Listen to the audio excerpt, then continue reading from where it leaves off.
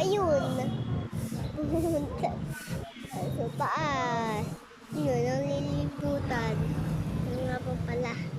Meron pong ibon eh.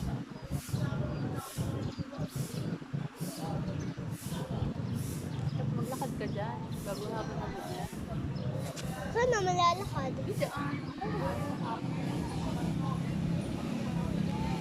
Lalayo ako sa'yo? Oo. Dito lang naman ako. Di mo na ako nakalit. Lala. May tao! May tao!